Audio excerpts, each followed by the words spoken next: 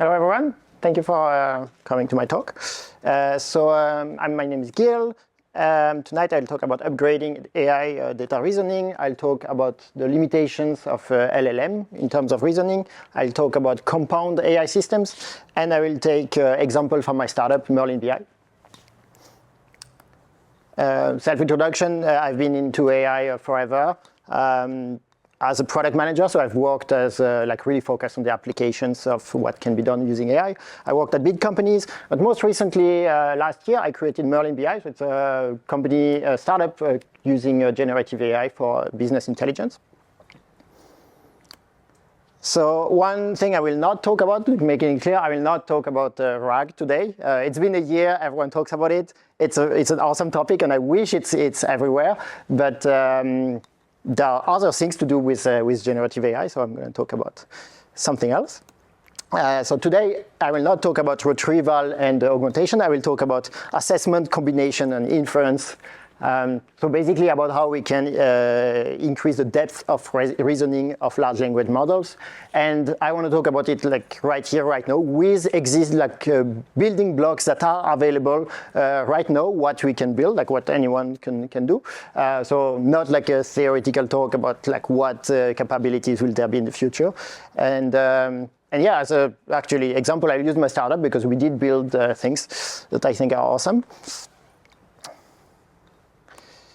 So as an introduction, I'm going to reuse some slides from this guy, from Andrej Karpathy. So Andrej Karpathy is a scientist from OpenAI.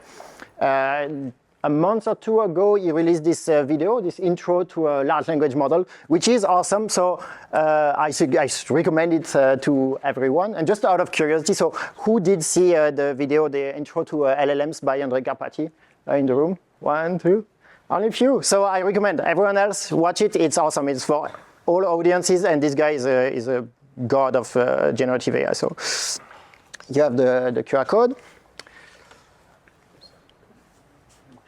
Okay.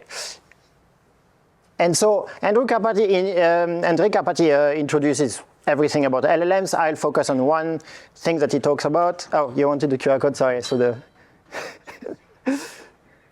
you're good? Okay. I can reshare the QR codes also later. Come talk with me.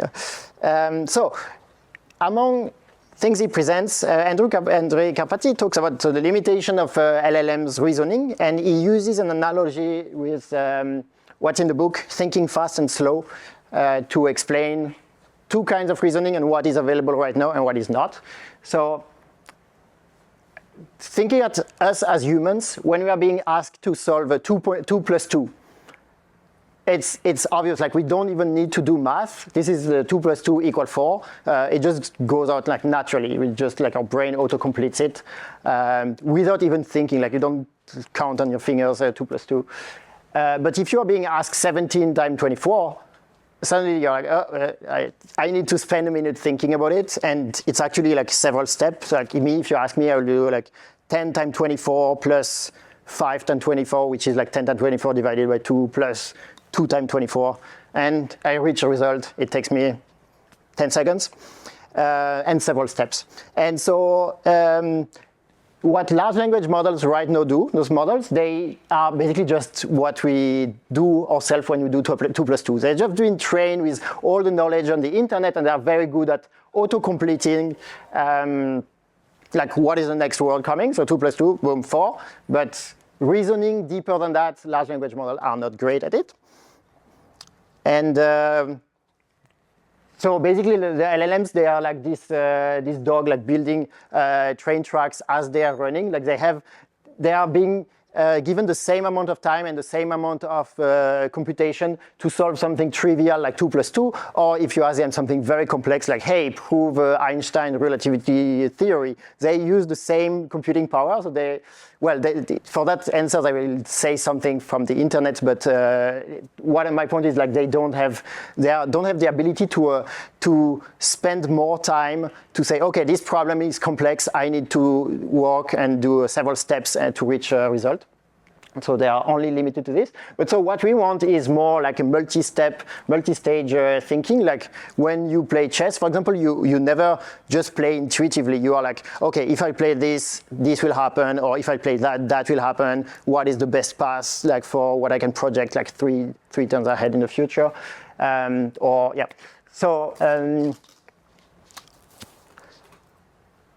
so again, retranslating in other words, like basically what large language models do know, they do not have the ability to increase their if they are being more time, they don't improve their accuracy. Like you have a complex problem, you can spend an hour thinking about it. No, ChatGPT will give you the answer within 3 seconds and not think more than that. So we want to be able to say, hey, you have more time for this complex problem. You can think, you can apply this step, evaluate which one is the best, and so on. There is right now, you probably heard of those clever tricks people share on the internet, like a chain of thoughts. So you can ask like ChatGPT, the LLM, to say, hey, don't give me the answer right away. Instead, write the steps you are going to take to solve this problem, and only from the steps give me the answer. So it's trying to go a bit in this direction, like take more time to find some steps. It helps a bit, but it's just like a marginal improvement. It's just a little clever trick people share on the internet. So me, for the purposes of my startup, I needed something deeper than the chain of thoughts, so I'm going to talk about that. So Merlin BI, my company, what we are building is we build basically an AI data analyst. So who takes, say, you're an e-commerce company, you have a lot of data, and our solution takes your data and say, hey, you have 10% of your users at risk of churning. Oh, we identify like this group of users. You have a particular like potential to grow your business with them. Whatever is contained in your data, our system like brings it up, like detects anomalies, detects opportunities. And it's not a chatbot, it's really like proactive data insights from your data. And so for this, I will show later, my demo will be like showing like what ChatGPT does for this and what we are able to output. You will compare. But I did not use like, I pitched that to investors a year ago. The question from investors, they were like, oh, but why don't you just connect a database to ChatGPT and that's already like your project is done? Like, no, it doesn't work like this. Like ChatGPT is very limited in its ability to reason. So what we built at Merlin BI, so it's basically what you see on the right. We built a suite of machine learning algorithms. So we know a bunch of certain algorithms work very well at certain kind of problems. Like unsupervised clustering to identify different groups. Regressions, even like descriptive statistics of the data. And we have building blocks using machine learning, and that we combine then with other building blocks using a large language model. One building block will be like, hey, for the LLM, we would say like, using this information and that information as input from like our machine learning algorithm, do you have enough information to get a conclusion, or do you need more information, or should we just skip that? Like, it's actually good to ask before getting the LLM to do something, because if you ask something impossible to the LLM, it will just hallucinate. So, but if you say, hey, are you able to do it? Yes, no, it will give you a filter. It's actually capable to say, no, I cannot do that. But yeah, but basically we have a bunch of building blocks, algorithms like handmade, like unsupervised clustering, combined with LLMs, and eventually we combine all the output of all those building blocks into the generation of one single report that we deliver to like the manager of our clients. And so this way we effectively give more time to the language model. Actually, a report generation takes like 5 minutes. It's not like a small ChatGPT thing. Among the challenges, I put this reference because also there's one thing that large language models are not good at is working with numerical data. You give a bunch of numbers. They consider it as like just as words. They don't really have a concept of numbers. So to overcome that, well, I put a reference here. This actually has been pretty well researched on what's the best way to pass a big amount of data to the large language models. So yeah, the building blocks with as I said, like not a single request to the LLM, but building different blocks has been my solution. And so as a demo, I will show the application of what we have. So the demo here, I'll just show you is like if we take this e-commerce data set from Kaggle. So Kaggle is this data science competition where you have public data set available in case you don't know.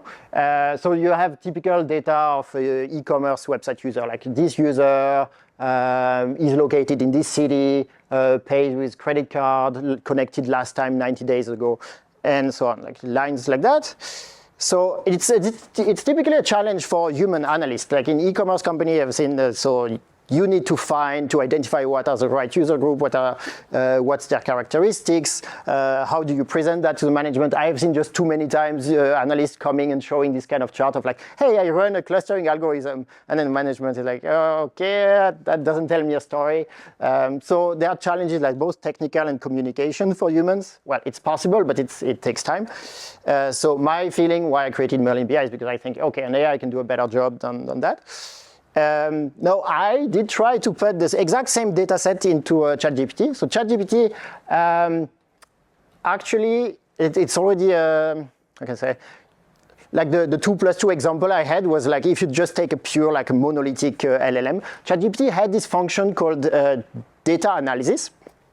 And it's already beyond just a direct like LLM output. What it does for data analysis is to because ChatGPT knows that it's not very good at numbers. So what it does is when you give a question about numbers and you give a data set as input, it does not directly analyze the data in the large language model. It generates Python code that would be relevant to do the data analysis. And then it takes the output of the Python code and gives you your final output in plain English from there. But so I took exactly the data set I'm talking about. I sent it to ChatGPT. I said, hey, identify user groups, give me insight as I would need as a manager to increase the retention on my e-commerce website. I don't know if you can read, it's maybe small, but the insight, they're very ChatGPT. It's very average. It says, in essence, it's like, hey, some of your users have problems. If you solve the problems of your users, they will have a longer retention. I'm like, thank you, ChatGPT. I mean, it's impressive to have this ChatGPT answers everything, but its no like level of thinking is very average. So it's like nobody would pay for this insights. Yeah, so that's what ChatGPT does. And in contrast, it's also text. The output I have from my system, you can guess maybe there's obviously among the building blocks there is an unsupervised clustering algorithm. It identifies like different groups of users and say, hey, this group of users have certain characteristics. They have like this group of users has this specific reason for leaving, or I'm just rediscovering my slide.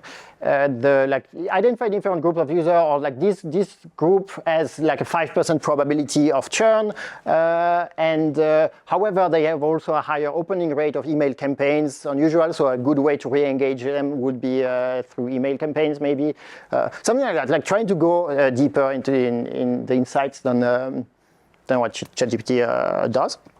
So to me, it's been successful this approach. And just opening the topic in general, like the very idea of building this kind of compound AI system where you use multiple building blocks that you combine. There was this article published 2 weeks ago. You have the QR code that talks about it. If you want to read more about the idea, and basically they say, yeah, that's one of the trends that should be the most impactful of 2024. So I'm hoping with this talk and further discussion we can have at the break later to inspire you to look like beyond what people do with RAG to do applications using compound AI systems. That's it. Thank you.